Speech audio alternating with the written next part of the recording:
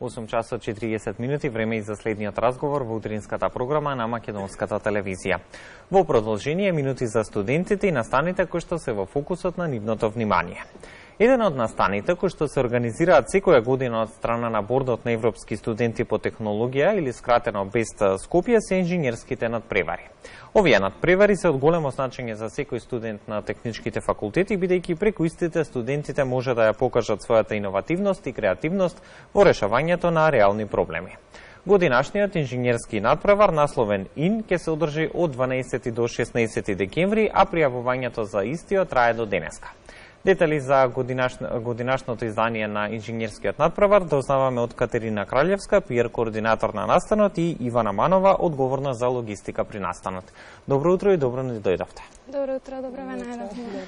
Ајде за почеток на денешниот разговор да споменеме која е целта на годинашниот инженерски надпревар. Значи, целта на ИН е всушност да им дадеме на студентите можност да скршнат од традиционалните студентски програми, односно да се стекнат со некое практично искуство преку решавање на реални инженерски проблеми. Со оглед на тоа што ова е настан кој што го организирате години наназад, какво искуството досега како организатори на истиот? Вака искуството, имаме стварно многу студенти кои што се превуваат масовно. Исто така се презадоволни поради тоа што исто така стекнуваат големо знаење, си го надоградуваат своето знаење и исто така покажуваат вештините кои што ви владаат. И ајде да чуеме докаде се подготовките за годинашното издание? Па веќе сме скоро при крај, бидејќи започнавме уште од октомври. Може да кажеме дека остануваат уште неполни една недела до настанот, така што заедно со 8 организатори, како што сме главен организатор, нели јас за логистика, КТ за односи со јавност, имаме уште 5 организатори кои што сме под покровителство на главен борд и тие ни помагаат бидејќи имаат претходно искуство од претходните години и веќе ја знаат таа работа и ни помагаат. Може да ги споделат нивните искуства во организација на надпреварот. Ајде малку околу оние технички аспекти, каде точно ќе се одржи самиот надпревар? Надпреварот ќе се одржи еден ден во Охрид, всушност на 15 декември во четвртак, за тоа што ќе имаме официјално отварање на 12 декември во понеделник.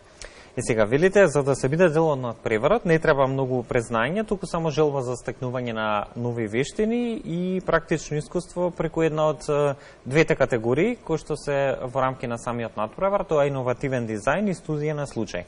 Во овој дел би сакал да откриеме за нашите гледачи што точно фаќа агендата на годинашниот инженерски надпревар. Како што спомнавте веќе, инженерскиот надпревар е поделен во две категории, со тоа што имаме иновативен дизајн и кейс стади, односно категорија на случај. Сега не треба никакво предзнање заради тоа што компаниите кои нашата партнер компанија Костал која ќе ги задава задачите, ќе им ги даде веќе сите потребни информации на учесниците. Доколку учесниците се пријават за иновативен дизајн, тогаш ќе треба да подготват и некое практично решение, односно да знаат истото да го имплементираат како прототип, како скица, макета и така натаму. Сега ако се пријават, например, за кейс стади, тогаш тоа е теоретско решавање веќе на проблемот. Ќе им бидат дадени информации и податоци кои може да ги користат, со тоа што кај кейс стади не мора да искористат, например, да смислат некое ново решение, меѓутоа може да ги искористат и некои веќе постоечки технологии да ги подобрат. Тоа се двете категории. Сега може на нашите социјални медиуми да го пронедат квизот за категориите, со тоа што потенцијалните учесници или преку решавање на квизот може да видат за која категорија ќе биде посоодветна за нив.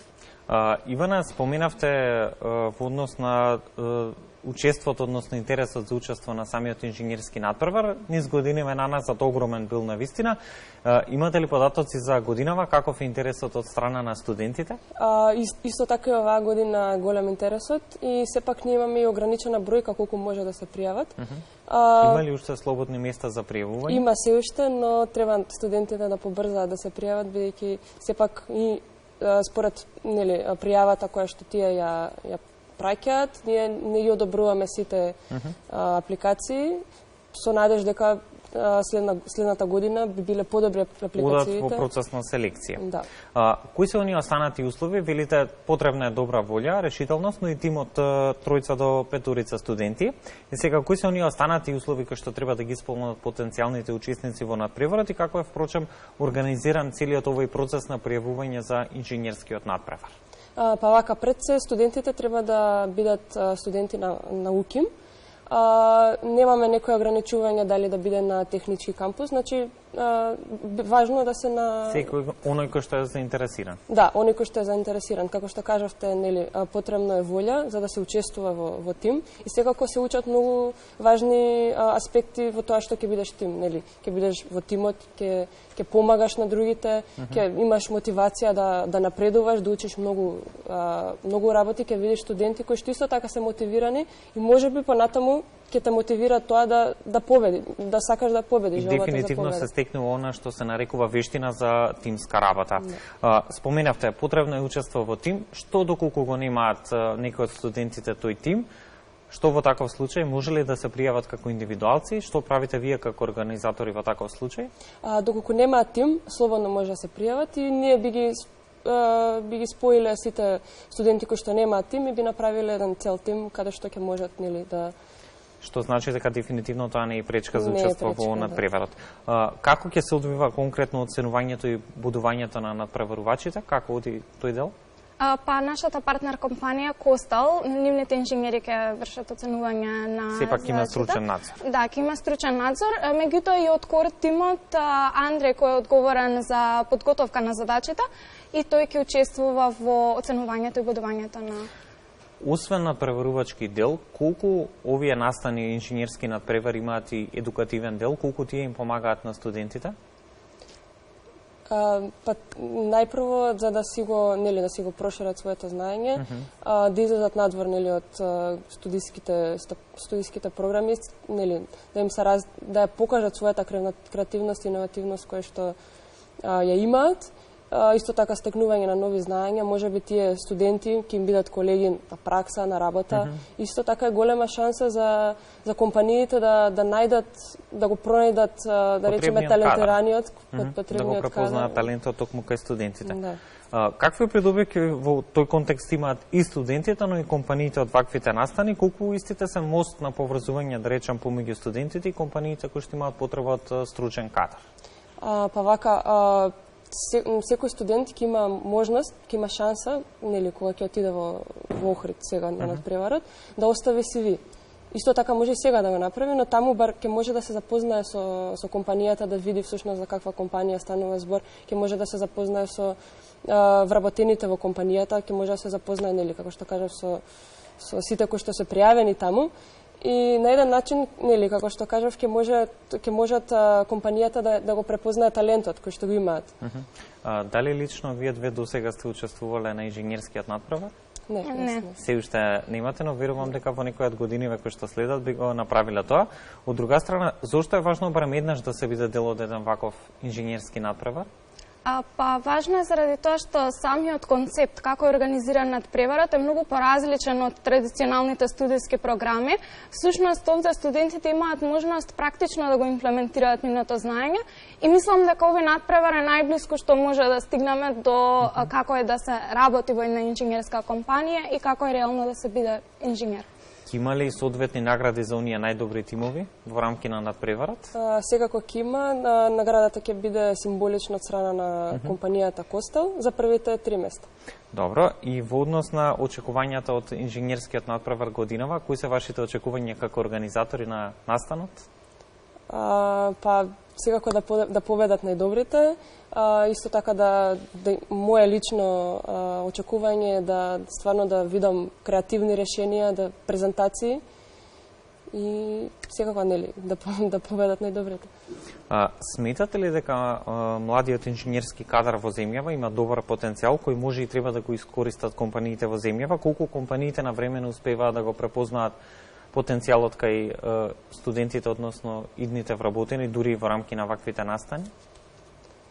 Па јас мислам дека студентот, доколку е доволно талентиран, сам ќе успее да го покаже тоа знаење со кое што владее и сам ќе успее да се дотурка до тоа место каде што треба, каде што припаѓа. Како некој кој што доаѓате од техничките факултети науки, сметате ли дека компаниите се задоволни од знаењето кое што може да го понудат македонските студенти и колку нашите студенти по технологија може да се носат рамо до рамо со нивните колеги од европските земји, да речеме? Сметам дека го имаме тоа потребно знаење кое што им треба на компаниите. Исто така и затоа овој вид на настан е да ги мотивира студентите да се пријават, да не се срамат, нели? Бидејќи на еден начин ќе им се подобри комуникацијата и тие меки вештини, контактите, да, исто така. Колку имаме вакви слични настани кои што се организираат, се наменети токму за студентите и за пронаоѓање, да речеме, на своите идни работодавци во областа на техничките науки? Па од БЕС Скопје скоро секоја година организираме ваков инженерски надпревар, со тоа што секоја година, еве, лани беше 4 да бидат во тим, годинава е проширено од 3 до 5, со тоа што тимовите, нели, понекогаш некој не сака да се пријави, бидејќи нема тим, или пак се помалку. Но добро што ги охрабрувате вие, да им се нудите, впрочем, да го составите тимот, доколку некој едноставно е индивидуалец и не може да го најде својот тим. Девојки, благодарам за одвоеното време и гостување за утринската програма на Македонската телевизија. Ваквите настани дефинитивно им нудат многу можности на студентите од областа на техничките факултети, како за пракса, така и за идно вработување.